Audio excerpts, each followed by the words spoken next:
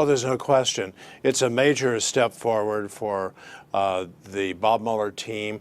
It reflects the strength of the case that they had. First, of course, they got the jury trial convictions last month. Now this guilty plea, and here's the key to that. We don't know what Paul Manafort knows, so I don't think anyone should be jumping to conclusions. I realize people are tempted to do that. I, for one, am not. I have a totally different perspective. But what my perspective tells me, based on my experience, is you want to have cooperating witnesses. As I recount in the book, we did not receive cooperation from a number of witnesses. If you get cooperation, you get to the bottom of things much more quickly than you otherwise would. That's just to state the obvious. I happen to think that the best days that have come thus far for Bob Mueller are, first, the jury conviction of Paul Manafort, today as well, but also the indictments that have been returned against the Russian operatives, the 11 individuals, the 2 organizations, and so forth.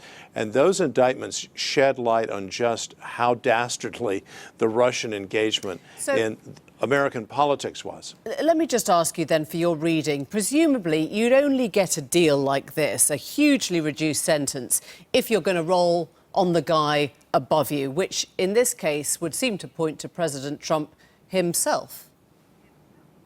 No, I respectfully disagree with that.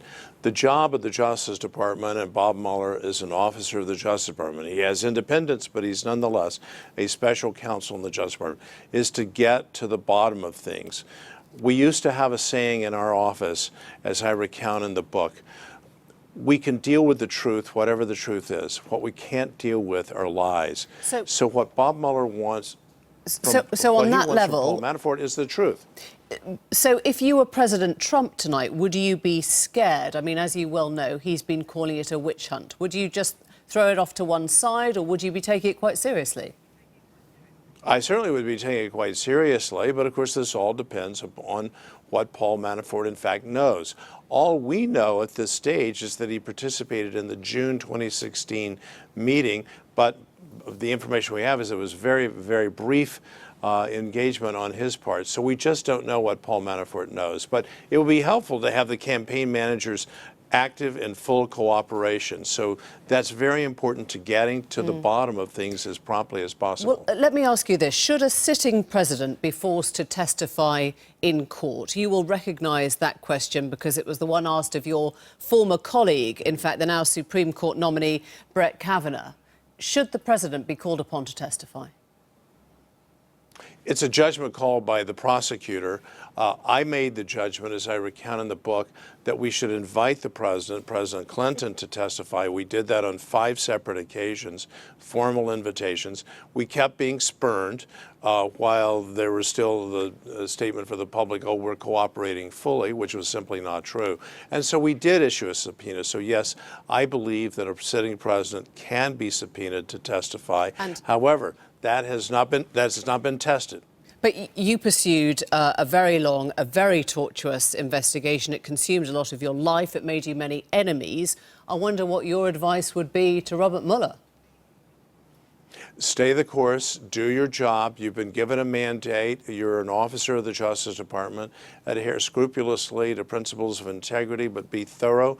And you should feel very good about the event today, because I'm sure Bob Mueller was not looking forward to going through yet another trial.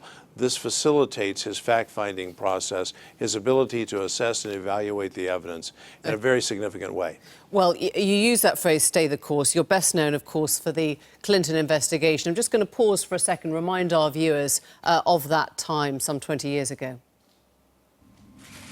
But I want to say one thing to the American people. I want you to listen to me. I'm going to say this again. I did not have sexual relations with that woman, Miss Lewinsky. I never told anybody to lie, not a single time, never. These allegations are false, and I need to go back to work for the American people. Thank you. Your investigation, of course, was one into perjury and obstruction of justice. But as you well know, there can be a lot of collateral damage in an investigation of that calibre. And I'm wondering whether you regret how your team treated Monica Lewinsky. No, we treated her with dignity and respect. We gave her the opportunity to have an immunity deal, which every person who has committed crimes, she did, should want.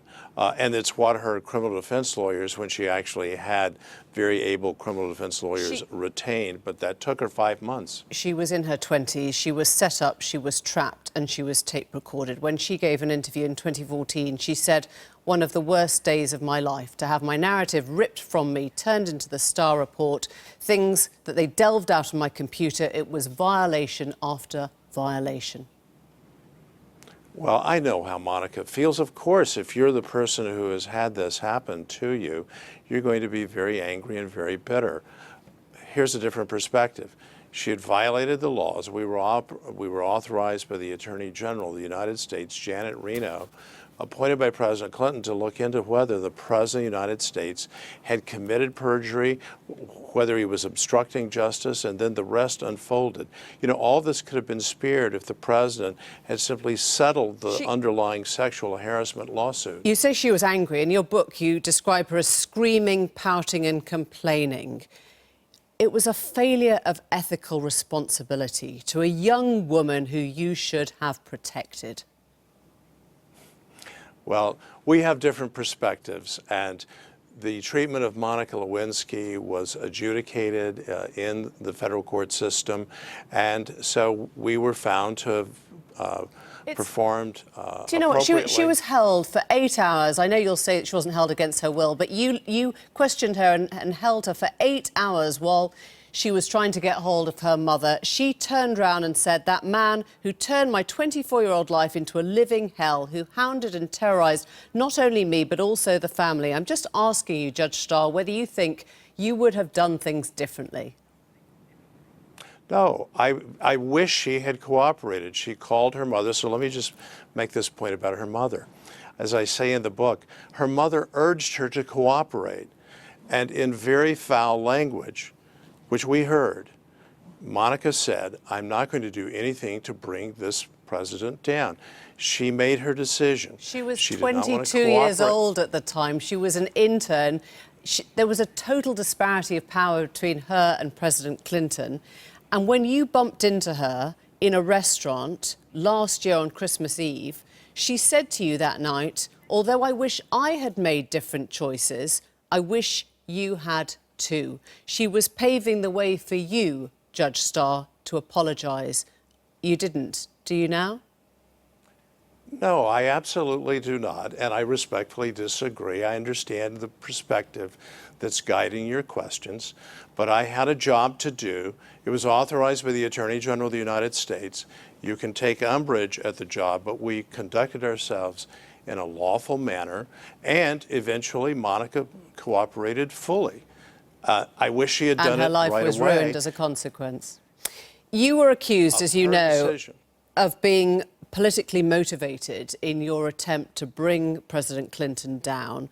I wonder if you accept that your zeal sowed the seeds for the bitter partisan divide that we see today. There is an inability now to differentiate between fair investigation and what is essentially partisan witch hunt. I respectfully disagree. You can make these various charges. I respond to a number of them in the book, and I will simply say we were after the truth, the whole truth, in the setting of a sexual harassment lawsuit brought against President Clinton, and he did everything that he could to stand in the way of getting to the truth. That is the historical record. It's a very sad chapter in American history, and it's a very sad chapter for Monica Lewinsky. But people make decisions, and there are consequences for those decisions. Ken Starr, thank you very much indeed.